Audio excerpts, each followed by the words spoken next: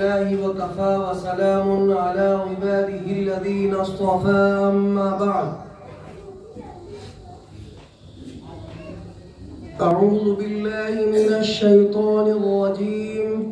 بسم الله الرحمن الرحيم. فلا أقسم بمواقع النجوم وإنه لقسم لو تعلمون عظيم.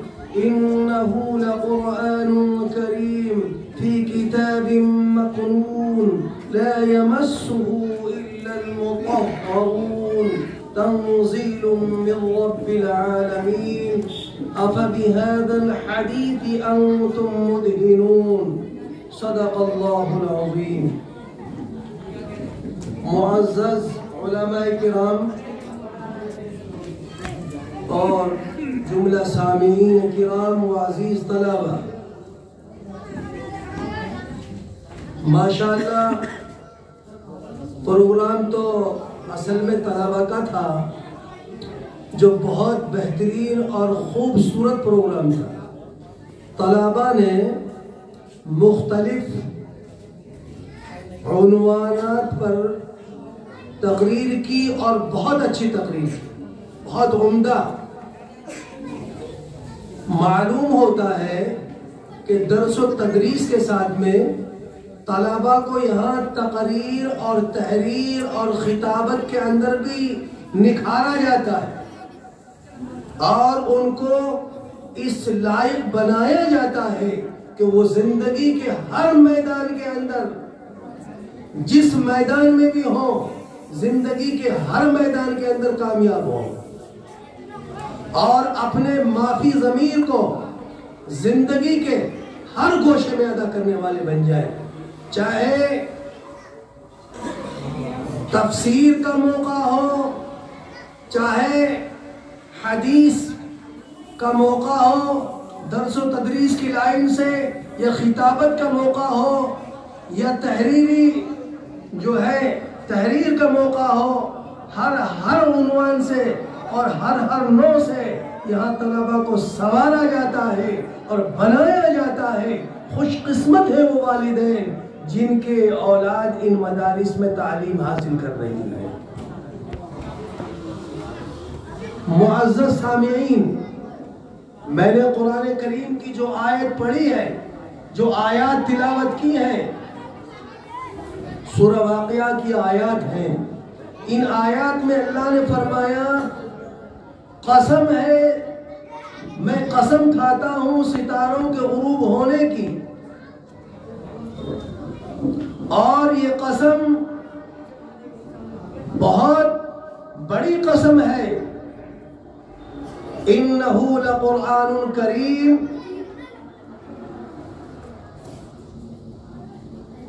قرآن جو ہے یہ اللہ کا برگزیدہ کلام ہے، جو لوح محفوظ میں لکھا ہوا ہے۔ وہ ایسی تختی ہے کہ جس کو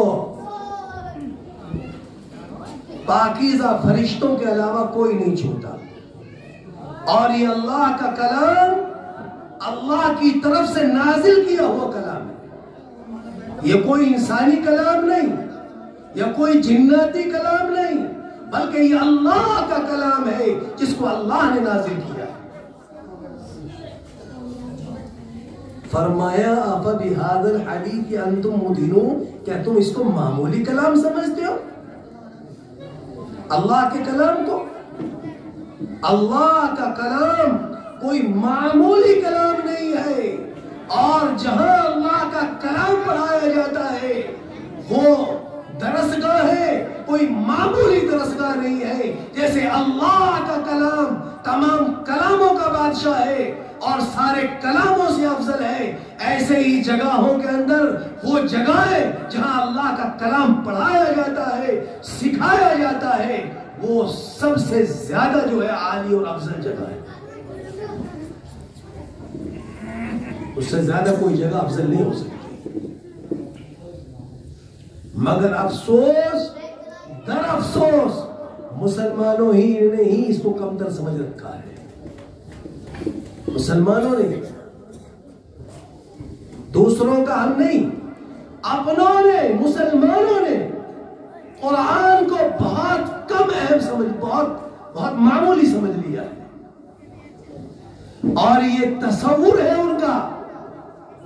اور میں تو یہ کہتا ہوں کہ بعض جاہل اپنی زبانوں سے ایسا کلام استعمال کرتے ہیں کہ مدرسوں میں پڑھا کر کیا کریں گے؟ یا تو جو ہے امام بنیں گے یا ملا بنیں گے، روٹیوں کو محتاج رہیں گے۔ العیاذ باللہ، العیاذ باللہ، اللہ کی پناہ۔ جس نے قرآن کو گھٹیا سمجھ کر ایسا جملہ زبان سے نکل گیا، اس کا ایمان خطرے میں۔ اور جس نے تصور کر لیا، صرف دل ہی دل میں، وہ بھی بڑے خسارے میں ہے، وہ بھی بڑے خسارے میں ہے۔ اس کا جواب میں اللہ کے کلام سے دیتا ہوں۔ اس جملے کا جواب اللہ نے قرآن میں خود فرمایا،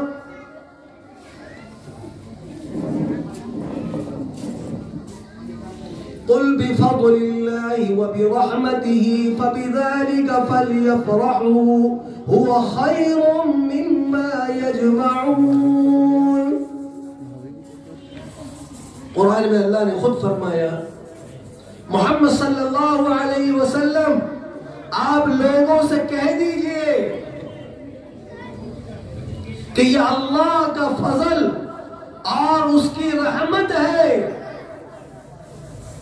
اس پر خوش ہونے چاہیے کہ یہ اللہ کا کلام جو ہے یہ اللہ کے فضل سے ہمیں ملا ہے، اللہ کے کرم سے ہمیں ملا ہے، اللہ کی رحمت سے ہمیں ملا ہے۔ ایسا کلام اور ایسا نبی کسی کو اللہ نے نہیں دیا۔ اس نبی کا فضل طفیل سے اور اس نبی کے وسیلے سے اللہ نے ہمیں یہ اللہ اپنا کلام دیا ہے، ایسا کلام جو تمام کلاموں کو پر افضل ہے، ایسی کتاب جو تمام کتابوں میں فضیلت رکھتی ہے۔ تو اللہ نے فرمایا کہ تمہیں اس پر خوش ہونا چاہیے۔ هو خیر مما یجمعون، اس جملے کا جواب ہے جو میں نے ابھی کہا تھا۔ اللہ نے فرمایا کہ یہ ان تمام چیزوں سے افضل ہے، بہتر ہے جس کو یہ دنیا دار جمع کیے ہوئے ہیں۔ تم یہ کیا سمجھتے ہو کہ حافظ بنا کے کیا کریں گے؟ ایک ٹکڑوں کا محتاج ہوگا۔ میں یہ کہتا ہوں کہ خدا کی قسم، جس کے سینے میں اللہ کا کلام ہو، جس کے سینے میں اللہ کا کلام ہو، اس سے بڑی دولت اللہ نے کسی کو نہیں دی۔ سب سے بڑی دولت ہے اس کے پاس۔ اور اگر وہ حافظ قرآن اپنے اوپر دنیا داروں کو ترجیح دے تو اس نے اللہ کے کلام کی توہین کی ہے خود نے، اس لیے کہ سب سے بڑی دولت تو اس کے پاس موجود ہے۔ اور جس نے اللہ کے کلام کو حاصل کر لیا، جو حافظ قرآن بن گیا، کتنی بڑی فضیلت کا حامل ہے، کتنی بڑی فضیلت کا حامل ہے۔ اللہ کے رسول صلی اللہ علیہ وسلم نے فرمایا، قیامت کے دن اللہ اس کے والدین کو ایسا تاج پہنائیں گے جس کی روشنی سورج سے بھی زیادہ ہوگی۔ خوش قسمت ہے وہ والدین جن کے گھروں میں اللہ نے وہ تاج عنایت فرمایا ہے، وہ سورج عنایت فرمایا ہے۔ ان کے گھر چمکدار ہے، ان کے گھر جو ہے، ان کے گھر چمکدار ہے اور نورانی ہے، جب سے ان کے بچے نے قرآن کریم حفظ کیا ہے۔ اور رہ گیا روزی روٹی کا معاملہ، اللہ کے رسول صلی اللہ علیہ وسلم نے فرمایا، جس گھر میں حافظ قرآن ہو اس گھر میں کبھی زندگی میں فاقہ نہیں آ سکتا، کبھی زندگی میں فاقہ نہیں آ سکتا۔ یہ دنیا بھی منافع ہے، ہمیں مشاہدہ ہے، ہم اس کام کو کر رہے ہیں۔ جو اللہ کے کلام کو پڑھتا ہے اور پڑھاتا ہے، پڑھتا ہے، پڑھاتا ہے، اس کی زندگی میں کبھی تنگی نہیں آ سکتی، اور ہر ضرورت اللہ اپنے خزانے غیب سے اس کی پوری کرتا ہے۔ ہاں،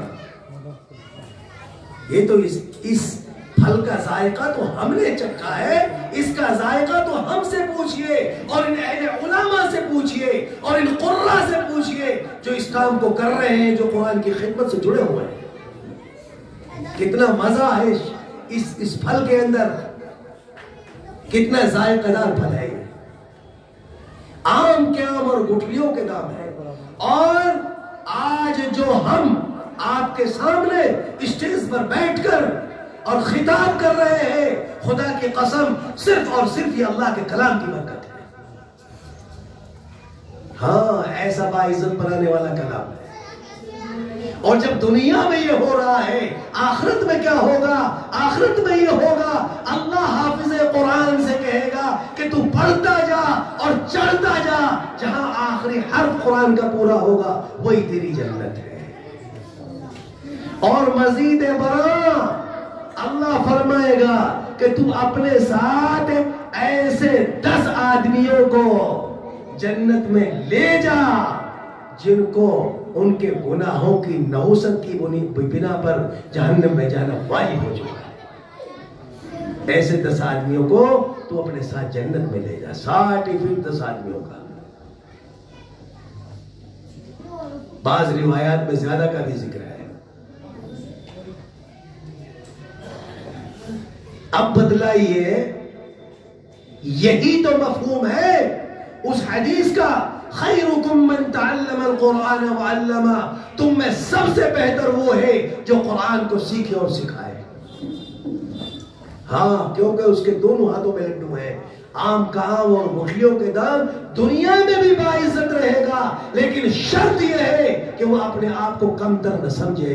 اگر اس نے آپ کو کمتر سمجھ لیا، اور اللہ نے تو اپنا کلام دیا اس کو، اور اس نے جو ہے اپنے آپ کو دنیا کی دلدل میں پھنسا لیا، تو اس سے بدتر کوئی نہیں ہوگا۔ اللہ کے کلام کو سیکھ کر دنیا کی دلدل میں پھنس گیا، اس سے بہتر، اس سے بدتر کوئی نہیں ہو سکتا۔ لیکن میں یہ بھی نہیں کہتا ہوں آپ سے کہ آپ کو حافظ بنائیے، عالم بنائیے، ڈاکٹر انجینئر مت بنائیے۔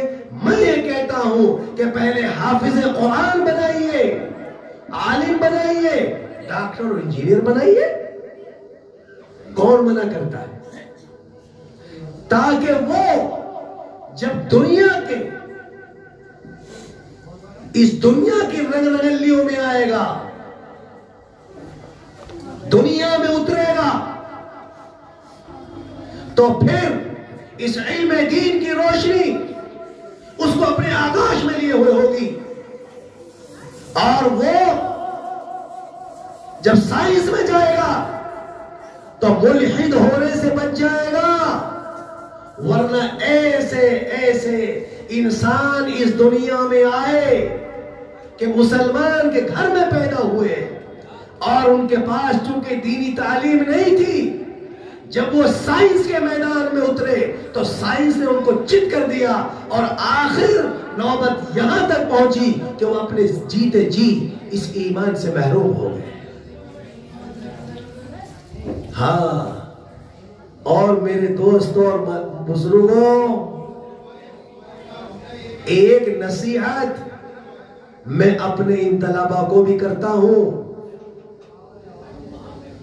ان کو میرے اس شعر پر عمل کرتے ہوئے علم، تحصیل علم کے اندر، حصول علم کے اندر منہمک ہو جانا چاہیے۔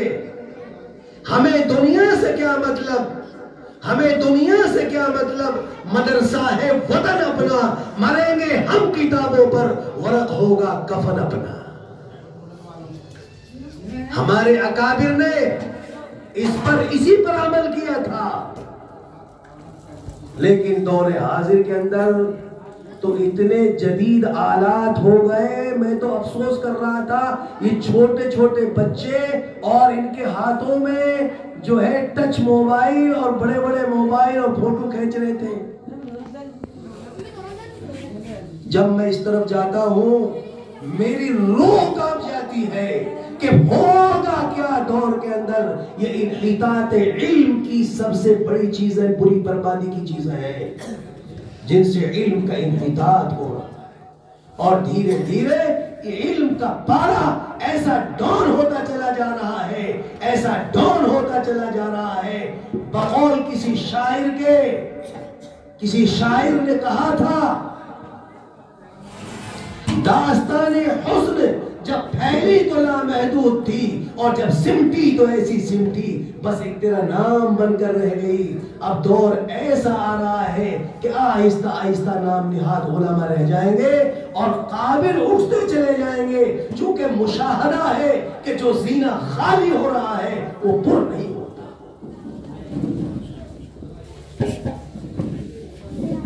اس لیے میرے دوستوں اور بزرگوں، میں یہ کہہ رہا ہوں، یہ مدارس ہی تو ہے جنہوں نے ہندوستان کو آزاد کرایا تھا. مدارس ہی تو ہے آزادی ہند کے لیے ایسے جیالے جنہوں نے پیدا کیے، جنہوں نے اپنی جان کی بازی لگا دی. مورخ لکھتا ہے، وہ بھی مسلمان مورخ نہیں بلکہ انگریز مورخ لکھتا ہے کہ آزادی ہند کے لیے سن 1857 سے لے کر اور سن 1947 تک 18,000 علماء نے جام شہادت نوش کیا ہے. وہ کہاں سے آئے تھے؟ وہ ان مدارس کی گود سے پڑھے تھے اور پڑھے تھے اور پڑھے تھے اور پڑھے تھے. وہ یہی سے نمودار ہوئے تھے مدارس اسلامیہ سے. یہ مدارس اسلامیہ کو تم معمولی سمجھتے ہو؟ مدارس اسلامیہ وہ ہے جنہوں نے ایسے ایسے ہیرے تراشے تھے، جنہوں نے ہندوستان کو آزاد بنا کر اور آزادی دلا کر ہمارے ہاتھوں میں دی. لیکن افسوس افسوس، آہستہ آہستہ یہ ہندوستان کی باغ ڈور ایسے ناکاروں کے ہاتھ میں چلی گئی، ایسے ناکاروں کے ہاتھ میں چلی گئی کہ میں آج جو اس کو یوم جمہوریہ کہہ رہا ہوں، مجھے تو ڈر لگ رہا ہے کہیں ایسا دور نہ آ جائے کہ ہمیں یوم جمہوریہ کہنے کے لیے بھی ہم ترس جائیں.